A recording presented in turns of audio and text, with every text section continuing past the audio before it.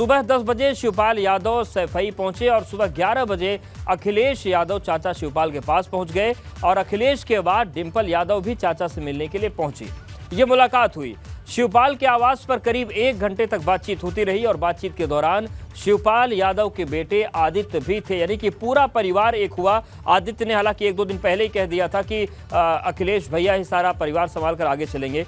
करीब दोपहर 12 बजे मुलाकात खत्म हुई। दोपहर 12:24 पर अखिलेश यादव ने तस्वीर शेयर की और इस तस्वीर के सामने आने के बाद ही सियासी खलबली मची और सवाल उठने लगे। और इस तस्वीर के सामने आते ही मैनपुरी में लड़ाई में एक नया मोड़ आ गया। और नया मोड़ इसलिए आ गया क्योंकि अभी तक ये लग रहा था कि परिवार एक नहीं है, शिवपाल यादव कहीं सेंध ना लगा दें अपने घर में ही, लेकिन अब उसकी गुंजाइश खत्म हो गई है। तस्वीर सामने आने के बाद सवाल उठे कि इस मुलाकात में आखिर बात क्या हुई।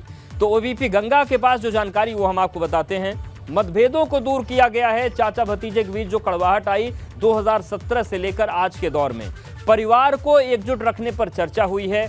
और ये भी चर्चा हुई है कि चाचा शिवपाल की भूमिका क्या होगी, क्योंकि शिवपाल लगातार भूमिका की मांग भी करते रहे और बात भी करते रहे और वो कहते रहे हैं कि मेरी भूमिका क्या होगी ये स्पष्ट होगा तो फिर मैं बताऊंगा। शिवपाल के बेटे आदित्य की भूमिका पर भी चर्चा हुई है, क्योंकि वो भी शिवपाल यादव के लिए एक बड़ी चुनौती है कि आदित्य को कैसे सियासत में सेट किया जाए।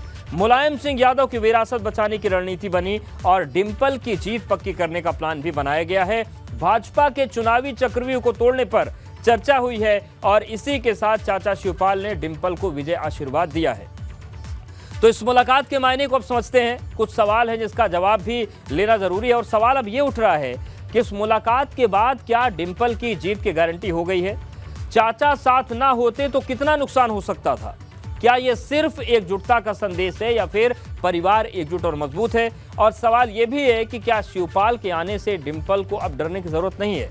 इस मुलाकात में ही जीत के सूत्र क्या छिपे हुए हैं? क्या इसी मुलाकात की जरूरत थी यादव परिवार को? और क्या मुलाकात से भाजपा की चुनौतियां बढ़ गई हैं?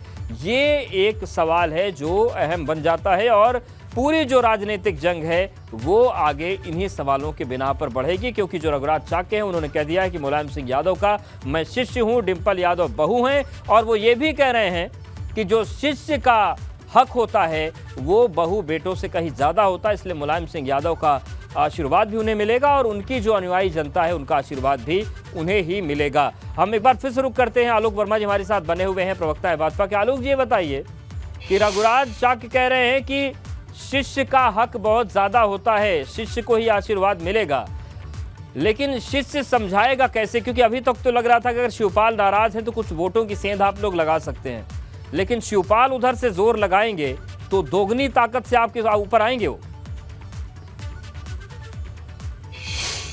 देखिए, सेंध लगाने पे हमारा भरोसा नहीं है। लोगों के बीच काम करने में, लोगों के साथ जुड़ने में, लोगों को ये समझा पाने में बहुत अच्छा लगाते हैं। मध्य प्रदेश की सरकार उसका जीवंत उदाहरण है। सेंध तो शानदार लगाते हैं आप लोग। अब जरा पहले मैं अपनी पूरी बात कंप्लीट कर लूँ। पहले मैं अपनी पूरी बात कंप्लीट कर लूँ। उत्तर प्रदेश के लोग जानते हैं कि भारतीय जनता पार्टी के साथ खड़े होने में ही उत्तर प्रदेश की भलाई है। चाहे 2014 का इलेक्शन हो, चाहे 2017 का इलेक्शन हो, चाहे 19 का हो, चाहे बिहार में 2022 का इलेक्शन हो, चुनाव हो, आप देख चुके हैं कि कुछ भी समीकरण लोगों ने बनाए, सारे समीकरण बिगड़े हैं।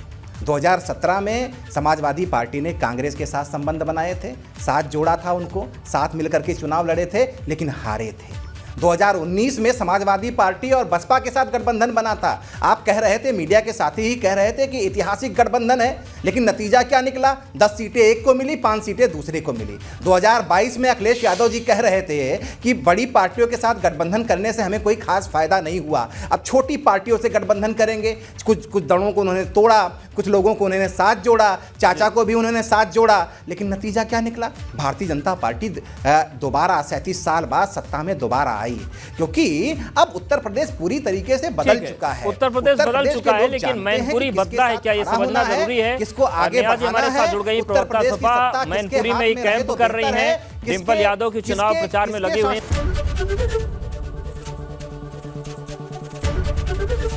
एबीपी गंगा, खबर आपकी, जुबान आपकी।